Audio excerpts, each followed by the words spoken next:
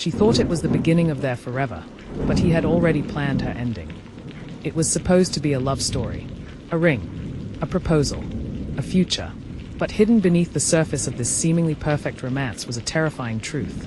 He had dug her grave before he got down on one knee. In today's chilling true crime story, we delve into a case where love and murder collided in the most sinister way. This is the horrifying story of a man who buried his darkest intentions beneath roses, promises, and a diamond ring.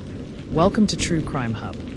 From the outside, Thomas Greer and Natalie Morgan were a match made in heaven. Thomas, 34, was charming, soft-spoken, and successful in real estate. Natalie, 28, a warm-hearted elementary school teacher, was beloved by her students and adored by her small-town community.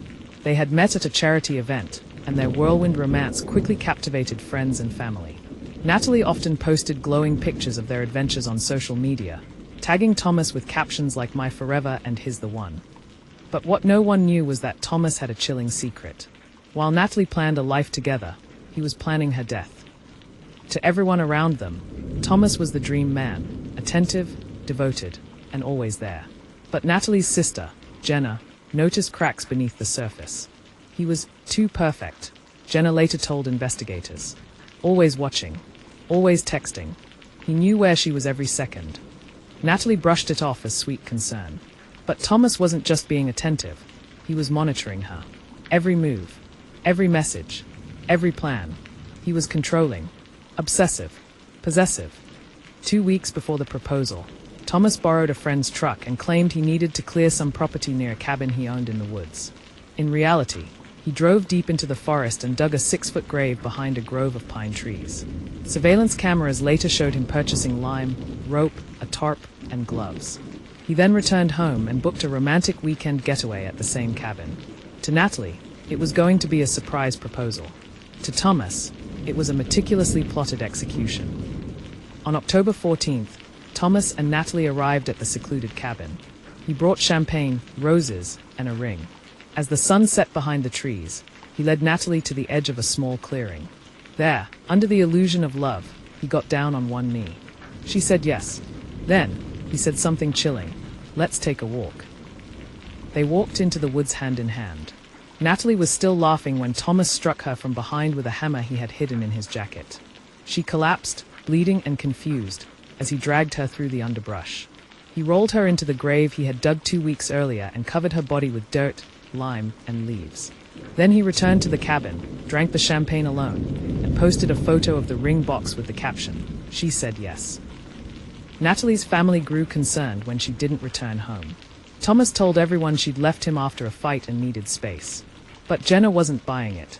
She contacted police and showed them Natalie's last known location. Investigators tracked Thomas's phone and found that he'd spent hours near his secluded cabin in the days leading up to Natalie's disappearance. Cadaver dogs were dispatched, and then, just behind the cabin, they hit on something. Under layers of leaves and pine needles, they uncovered a shallow grave. Inside was Natalie's body, still wearing the outfit she'd worn the night of the proposal. The engagement ring was found in her coat pocket. Thomas was arrested at a real estate open house, smiling and shaking hands with potential buyers. He didn't resist. In court, the prosecution painted Thomas as a sociopathic manipulator who weaponized romance. They presented receipts, GPS data, security footage, and chilling testimony from Jenna. The defense tried to argue mental illness, but the jury saw through it. The planning, the grave, the tools, the calm demeanor. It was premeditation in its purest, most disturbing form. He was sentenced to life in prison without parole. Natalie's family created a foundation in her name to raise awareness about coercive control and hidden abuse in seemingly perfect relationships. Jenna now speaks to women's groups, warning others to look past the roses and focus on red flags. This wasn't just a murder, she says. It was a love story rewritten as a horror story. Experts later profiled Thomas as a classic narcissistic sociopath. He didn't want a partner, he wanted possession. The moment Natalie showed independence, he began plotting to erase her. This wasn't a crime of passion. It was a story of ultimate control, wrapped in flowers and a diamond ring.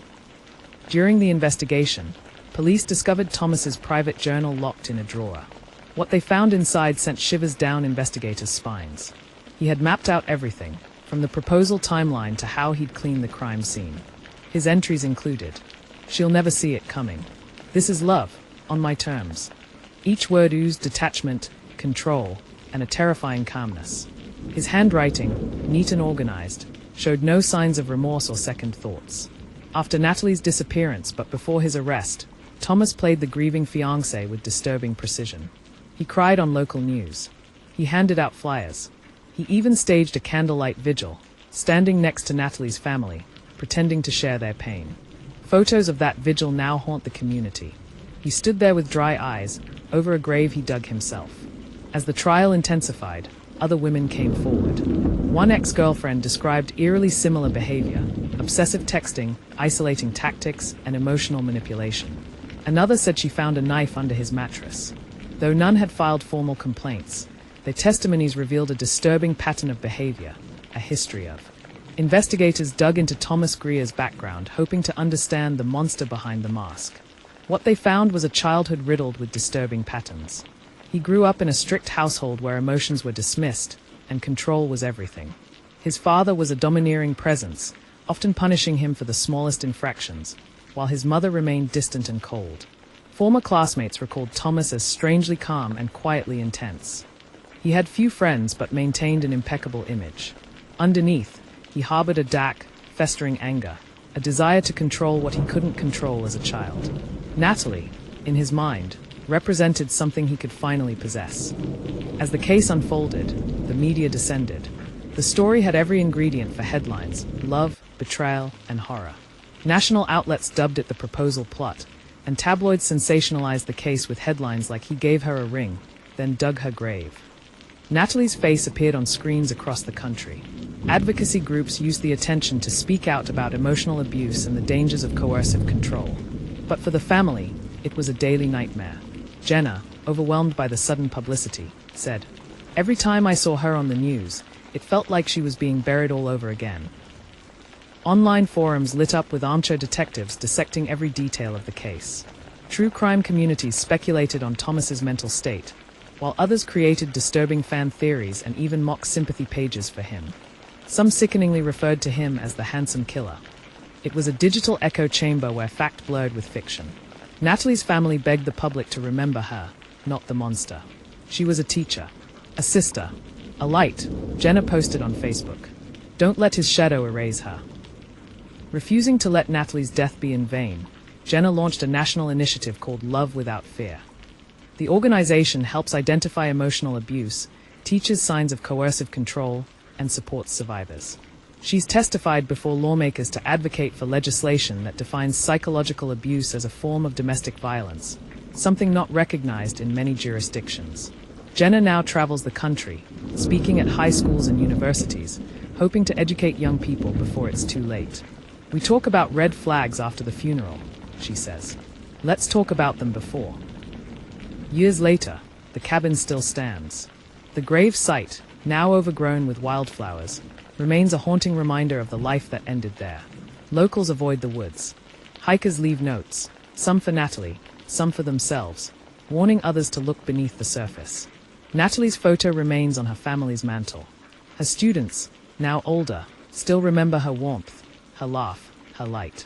And every October, on the anniversary of her death, Jenna returns to that clearing and lays a single rose. "She said yes," she whispers. "And he said nothing." If you're watching this and something about your partner feels too perfect, trust your instincts. Love doesn't control. Love doesn't isolate. Love doesn't dig graves.